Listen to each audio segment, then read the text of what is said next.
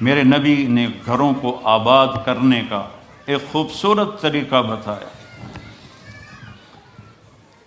کہ اس زبان پہ قابو کر لو، اس زبان پہ قابو کر لو، خاموش رہنا سیکھ لو۔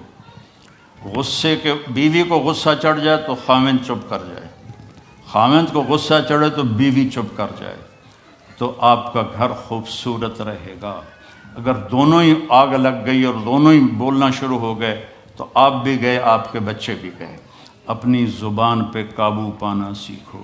ہماری ایک دھوبن تھی ماسی شریفہ، فوت ہوگی بیچاری، وہ تھی بڑی لڑاکی، چھوٹے قادی آئی تو چنگا شرلی پٹاخہ ہے، تو وہ آئی میری بہن کے پاس، کہتی بی بی میریاں نوواں میرے نال بڑا لڑدیاں، لڑتی آپ تھی، میریاں نوواں میرے نال بڑا لڑدیاں، میں نے کوئی تویز دے کہ ساریاں میریاں نوکر بن جانا۔ اب میری بہن کو تو پتہ تھا کہ ماشاءاللہ آپ سوا سیر ہے، تو میری بہن تویز گنڈے کا ہمارے ملک میں بڑا رواج ہے، تو ایسے الٹی سیدھے لکیریں لگا کے نا تو رول کر کے چھوٹا سا بنا کے نا کہا کہ ماسی جب تیری لڑائی ہونے لگے تو یہ تعویذ تم نے یہاں رکھ لینا اور چک مار لینا ایسے، اور اس کو گرنے نہیں دینا، گر گیا تو وہ تیری خیر کوئی نہیں۔ اور اس نے کیا کیا، اس کو چپ کروانے کا طریقہ، تو تعویذ کی تو بڑی اہمیت ہوتی ہے۔ تو ایک ہفتے کے بعد آ گئی، بی بی تو بڑا چنگا تویز دیتا، ساری لڑائی ختم ہو گئی کیونکہ ماسی شریفہ چپ ہو گئی۔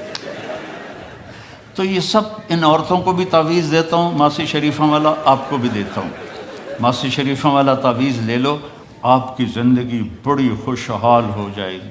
اللہ کی قسم، جھک جانے میں جو عزت ہے وہ سر اٹھانے میں نہیں ہے، چپ رہنے میں جو سکون ہے وہ جواب دینے میں نہیں ہے۔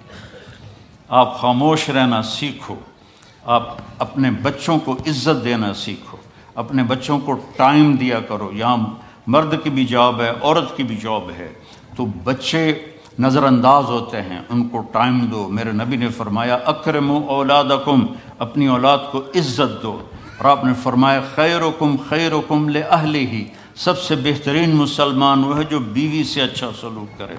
اور ایک عورت نے پوچھا یا رسول اللہ میرے خامند کا میرے اوپر کیا حق ہے؟ آپ نے فرمایا تیرے خامند کے جسم پہ پھوڑے نکل آئیں اور ان میں گندا پانی جمع ہو جائے اور تو زبان سے چاٹ چاٹ کے اس کے زخم صاف کرے تو بھی تو نے خامند کا حق ادا نہیں کیا۔ دونوں کو بیلنس کیا ہے۔ بہترین مسلمان وہ ہے جس کا بیوی کے ساتھ اچھا سلوک ہو۔ آپ نے 11 شادیاں کی، یہ شوق کی نہیں تھیں، یہ اللہ کے حکم کی تھیں اور ہمیں زندگی سمجھانے کے لیے تھیں کہ آپ یہاں رہو یا کہیں اور جگہ رہو، جب تک آپ کو صبر اور برداشت کرنا نہیں آئے گا آپ کی زندگی خوبصورت نہیں ہو سکتی۔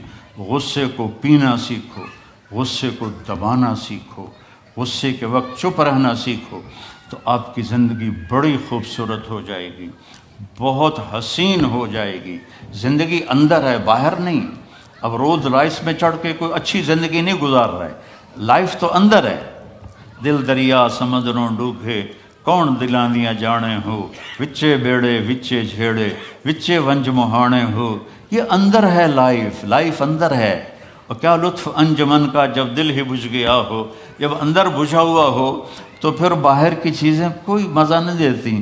عاصم کے مرنے کے بعد ہمیں کوئی شے اچھی نہیں لگتی، حالانکہ لائف ہر نعمت موجود ہے، سب کچھ موجود ہے۔ میرے بیٹے کا نام عاصم تھا جو فوت ہوا ابھی، جب 36 سال کی عمر میں، تو کوئی شے اچھی نہیں لگتی کہ اندر ویرانی آ گئی۔ یہ اندر میں خوشحالی ہو، اس کے لیے صرف ایک ہی دوا ہے، وہ ہے محمدی بننا اور محمدی اخلاق کو اختیار کرنا، اللہ کے نبی کے طریقے پر چلتے ہوئے اپنی جان سے لڑائی لڑنا۔ ایک ہمارا دوست تھے، وہ تبلیغ میں گئے تو ان کو داڑھی رکھنے کا شوق ہو گیا، اب بیوی ان کی رکاوٹ بنے، کہ داڑھی رکھو گے تو مجھے طلاق دینی ہوگی۔ اب وہ کافی دیر بیچارے سوچتے رہے، ایک دن ان کو ترکیب سوجھی، آ کے بیگم سے کہنے لگے میرا جی چاہ رہا ہے کہ میں دوسری شادی کروں۔ لیکن میں سوچتا ہوں پہلے داڑھی رکھوں یا پہلے شادی کروں. تو ان کی بیگم نے کہا پہلے داڑھی رکھ لو، پہلے داڑھی رکھ لو. تو ایسے اپنی بیگمات کو مناؤ پیار محبت سے. عزت تو نبی کے طریقے میں ہے. نبی کا طریقہ چھوڑ کے میرا والد مجھے ڈاکٹر بنانا چاہتا تھا، تو آج میں یہاں کھڑا ہوتا. اگر میں ڈاکٹر ہوتا، میرا چھوٹا بھائی ڈاکٹر ہے، بہت اعلیٰ ڈاکٹر ہے، تو میں یہاں کھڑا ہوتا. مجھے یہاں میرے نبی کا طریقہ لے کر آیا ہے، میرے نبی کی سنت لے کر آئی ہے، میرے نبی کی زندگی لے کر آئی ہے. اور آپ جس محبت سے تشریف لائے ہیں اس کے پیچھے میرے نبی کی زندگی ہے. تو اللہ کی قسم عزتوں کا خزانہ ہے میرے نبی کی پاکیزہ زندگی.